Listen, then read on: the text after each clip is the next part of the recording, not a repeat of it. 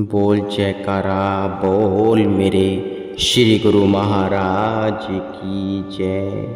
सौभाग्यशाली गुरुमुखो भक्ति परमारथ की अद्वितीय एवं नित्य संपदा केवल सत्पुरुषों की संगति एवं समीपता में रहने और उनके उपदेशों पर आचरण करने से ही प्राप्त होती है। इसलिए कहा गया है कि महापुरुषों की संगति में रहकर जिन गुरुमुखों को इस सच्चे धन की कमाई का उत्तम अवसर प्राप्त हुआ है और हो रहा है, वे अत्यंत सौभाग्यशाली हैं। वस्तुतः जितनी मूल्यवान होती है उसे प्राप्त करने के लिए यत्न और पुरुषार्थ भी उतना ही करना पड़ता है। संसारी लोगों को देखो कि असत्य और अनित्य सांसारिक धन के लिए वे किस प्रकार मारे मारे फिरते हैं, जिसे प्राप्त करने के लिए बाद उसका सुख भी अस्थायी है, जो सदा रहने वाला नहीं है। हम तुच्छ सांसारिक धन के लिए लोग इतना पुरुषार्थ करते हैं, तो गुरुमुखों को सच्चे आध्यात्मिक धन की प्राप्ति के लिए कितने यत्न और पुरुषार्थ करने की आवश्यकता होगी, यह स्वयं ही समझा जा सकता है। ऐसे अमूल्य निधि की प्राप्ति के लिए प्रत्येक हृदय में तीव्र लगन होती है। जो ही इस आध्यात्मिक संपदा में वृद्धि होती जाती है, उनको मानसिक शांति और सच्चे सुख की अनुभूति भी उतनी ही अधिक होती जाती है। भक्ति का प्रभाव ही ऐसा है कि उसकी प्राप्ति से स्वाभाविक ही असीम सुख आनंद की उपलब्धि होती है। नाम का सच्चा खजाना परमार्थ और भक्ति का भंडार जीव के अपने भीतर विद्वान है। इसका भेद सत्पुरुषों की कृपा से ही ज्ञात होता है, इसमें संशय नहीं है। इस अमूल्य संपत्ति को प्राप्त करने के लिए पुरुषार्थ और कमाई जीव को स्वयं करनी पड़ेगी और वह अपने पुरुषार्थ से ही उसे प्राप्त कर सकेगा। परंतु जब तक भेद ही न मिले, उसे प्राप्त करने का यत्न क्यों कर किया जा सकता है। धन यदि किसी के घर में दबा हुआ हो और उसे स्वयं ज्ञात न हो, तो वह उसका लाभ क्यों कर उठा सकता है। आम संसारी यही दशा हो रही है कि धन घर में दबा है, परंतु भेद न जानने के कारण कंगाल। इसलिए वास्तविकता का भेद केवल सत्संग से ही ज्ञात हो सकता है। सत्संग के प्रभाव में ही संत असत और सार असार की पहचान होती है और तब जीव सार वस्तु को ग्रहण करके मालामाल और निहाल हो जाता है। मनुष्य की जितनी दौड़ धूप है, जिस रूप में यह कार्य कर रहा है, सब कुछ ही मन के नेत्र तत्व में कर रहा है। मन की पहुंच तो देह और इंद्रियों तक सीमित है।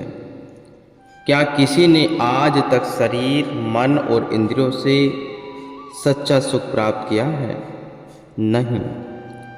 जब तक मनुष्य स्वयं को इनसे ऊपर नहीं उठाएगा, कभी भी सच्चा सुख नहीं पा सकेगा। इनसे ऊपर कैसे उठा जाएगा? जब उसे सत्पुरुषों की संगति मिलेगी।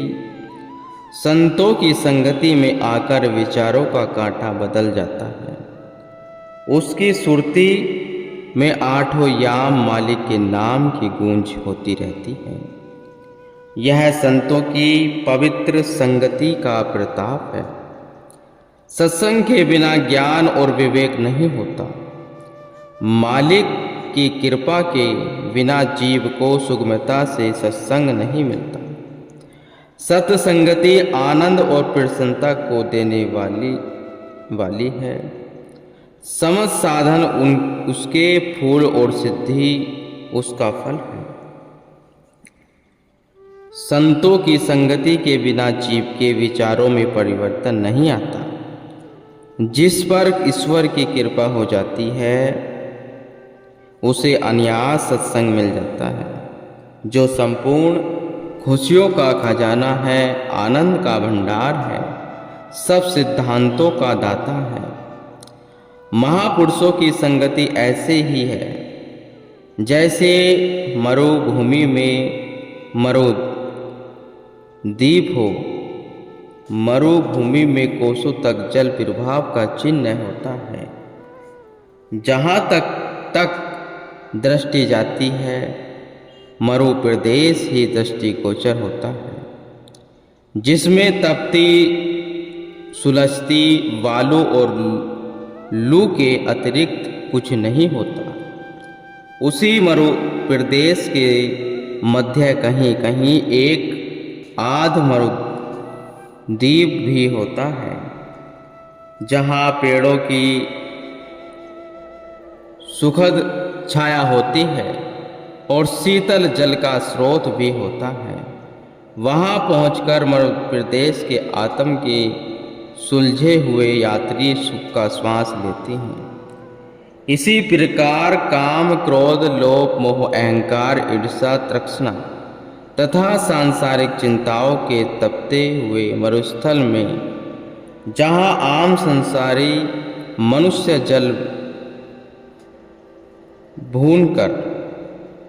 भूनकर भस्म हुए जा रहे हैं, वहाँ सत्पुरुषों का सत्संग मरुद्वीप के भांति उन्हें अपनी सुखद शीतल छाया में शरण देकर सुख शांति का श्वास लेने का शुभ अवसर प्रदान करता है। इसलिए कहा गया है कि सत्पुरुषों की संगति एक अमूल्य निधि है, जो अत्यंत सौभाग्य से उन जीवों को प्राप्त होती है जिनके पूर्व जन्मों की कुछ शुभ कमाई होती है और जिन पर मालिक की कृपा दृष्टि होती है। मनुष्य जीवन का एक एक पल अत्यंत मूल्यवान एवं दुर्लभ है। इस समय यदि मनुष्य अचेत रहा तो अपने लिए जन्मों का बंधन भी क्रय कर सकता है और सचेत एवं सावधान रहकर नाम की कमाई करे तो इसी समय में शाश्वत आनंद, शाश्वत जीवन एवं मुक्ति की प्राप्ति भी कर सकता है। यही नहीं अपितु सद्गुरु के शब्द में सुरती को लीन करके मालिक के स्वरूप में लीन भी हो सकता है। दुनियादारी की संगति में तो दिन रात माया का ही व्यापार रहता है, वहाँ शांति तो ही नहीं। उनकी संगति में शांति मिलेगी क्योंकर वहाँ तो हवस ही हवस है और दुनियादार इंसान जो ही तरक्की करता है उतनी अशांति बढ़ती है। जो यह कहता है कि मैं बहुत धन्य हूँ वह उतना ही ज़्यादा दुखी होगा, क्योंकि उसको सब संतोष तो है नहीं कि इतना धन मिल गया है, बस अब मुझे और धन नहीं चाहिए। बल्कि जैसे आग पर तेल डालने से वह भड़कती है उसी तरह धन की तृष्णा भी अधिक बढ़ती है और उसके साथ साथ दुख, कलेश, कल्पनाएं भी बढ़ती जाती हैं। इसके विपरीत जब इंसान सत्पुरुषों की संगति में आकर नाम और भक्ति की कमाई करने लगता है उसकी तृष्णा शांत हो जाती है। सत्पुरुषों की संगति से ही तासीर ही ऐसी है कि जीव का चित्त नाम में जुड़ जाता है, फिर उसके दिल में से संसार की वासनाएं आशाएं खुद समाप्त हो जाती हैं। संसार में हर प्रकार के जीव हैं। प्रत्येक जीव अपने विचारों के अनुसार दुखी भी है और सुखी भी है। जिस तरह के जिस मनुष्य के विचार होते हैं उन्हीं के अनुसार वह सुखी अथवा दुखी बना रहता है। एक मनुष्य जिसके पास शारीरिक सुख सुविधा के सब सामान और साधन हैं, प्राय देखा जाता है कि वह बहुधा दुखी रहता है। और इसके विपरीत दूसरा मनुष्य जिसके पास धन है, न मान सम्मान है, वह फिर भी सुखी है। इसका क्या कारण है? प्राकृतिक का यह नियम है कि मानव की सुरती जिन पदार्थों के साथ जुड़ी होगी उसी का प्रभाव अंदर ग्रहण करेगी। वह प्रभाव अपना फल दिखाए बिना नहीं रहेगी। जिस तरह विद्युत घर से तार आ रहा है, यदि उसका संबंध हीटर से जोड़ दिया जाए तो सारा कमरा गर्म हो जाता है, और यदि उसे कूलर से जोड़ दिया जाए तो वही कमरा ठंडा हो जाएगा। तार तो वही एक है। विद्युत धारा भी पदार्थों से ही तो मनुष्य दुखी रहता है, और यदि सुरती सत वस्तु सच्चे नाम में रम जाए तो वही मानव सुखी बन जाता है। सत्पुरुष ही जीव की सुरती को सच्चे नाम में जोड़ने की युक्ति बताकर उसे आनंद में बनाते हैं। यदि सर्वसाधारण की स्थिति का अवलोकन किया जाए तो ज्ञात होता है कि अधिकतर संसारी व्यक्ति मन के चंगुल में फंसे हुए हैं। एक और तो यह मन और माया है जो जीवात्मा को धोखे के जाल में फंसाकर अपने अधीन करना चाहते हैं। दूसरी ओर संत महापुरुष जो आम संसारी जीवों को इस धोखे से बचाते हैं। सौभाग्यशाली वे जीव हैं जो सत्पुरुषों की शुभ संगति की परिधि में रहकर और उनके आदेशों पर आचरण कर जीवन के वास्तविक उद्देश्य को जान लेते हैं और मन माया के धोखे से बच जाते हैं। महापुरुषों की संगति में जीव को बार बार यह शिक्षा दी जाती है कि इस धोखे का शिकार न हो और अपने वास्तविक उद्देश्य से कभी अचेत न हो। जीवन के वास्तविक उद्देश्य अर्थात जीवात्मा को मुक्ति कराने में यह तभी सफल हो सकता है जबकि सत्पुरुषों के उपदेशों को हृदय संगम करे और उनके अनुसार अपने जीवन को आचरणीय बनाए, अर्थात मन का कहना न मानकर सत्पुरुषों के उपदेशों को माने और जो नियम एवं साधन महापुरुषों ने भक्ति के साधक के लिए बना दिए हैं उनके अनुसार कार्यवाही करें। नित्य प्रति इन साधनों पर आचरण करने से मन को उस पर हावी होने का अवसर नहीं मिल सकता। यह सदैव स्मरण रखने की बात है कि मन और माया जीव को तभी बहका सकते हैं और पथ भ्रष्ट कर सकते हैं जब वह महापुरुषों के उपदेशों पर आचरण न करे।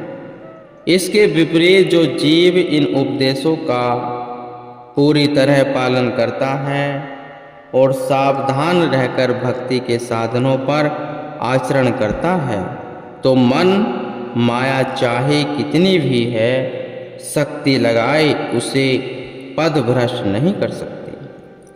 संसार में किसी को कोई भय लगा ही रहता है। संसार की जितनी भी वस्तुएं हैं सब हाथ से निकल जाने वाली हैं। यहाँ कोई भी चीज कायम रहने वाली नहीं है। इसलिए जीव को सदैव इनके विछुड़ जाने का भय लगा रहता है। अपने शरीर का भी भय है कि इसे काल छीन लेगा। परिवार में मोह तो उसके भी बिछुड़ने का डर लगा रहता है। कुदरत की रचना ही ऐसी है कि एक आएगा और एक जाएगा। इसी कारण सब चीज़ों की जुदाई का खौफ बना ही रहता है। कौन सी चीज़ है संसार में जो नष्ट होने वाली नहीं है? सभी कुछ तो नष्ट हो जाने वाला है, मगर कायम दायम रहने वाली कोई चीज़ है तो जिसके नष्ट होने पर भी वह नहीं है, वह केवल मालिक का सच्चा नाम है। जिसको हृदय में बसा लेने से जीव निर्भय हो जाता है, जिसके दिल में इस अमर चीज का वास हो जाता है, वह खुद भी अमर हो जाता है। महापुरुष फरमाते हैं, उस चीज को अपने अंदर बसा जिसके बिछुड़ने का भय न रहे। वास्तव में इंसान की जिंदगी का मकसद भी यही है। समुद्र में कितना पानी होता है उसका कोई हिसाब नहीं लगाया जा सकता कि कितने टन पानी होगा, मगर यदि वही थोड़ा सा पानी किश्ती में भर जाए तो किश्ती डूब जाने का खतरा हो जाता है। इसी तरह संसार एक भवसागर है और इसमें शारीरिक सुख भोगों के अंबर है। संसार में रहते हुए जिनकी सुरती केवल सामानों व भोगों में आसक्त रहती है, वे काल के ग्रास बनकर असहनीय यातनाएं भोगते हैं। जो धन एवं दुनिया के पदार्थों को प्रयोग में लाते हुए भी उन्हें दिल में नहीं फंसाते, दिल में केवल मालिक के नाम को अंकित करते हैं, वे सब प्रकार के खौफ खतरों से मुक्त हो जाते हैं। जीवन जीने का सही ढंग जानकर वे जीवन को सुखरूप बना लेते हैं। गुरुमुख।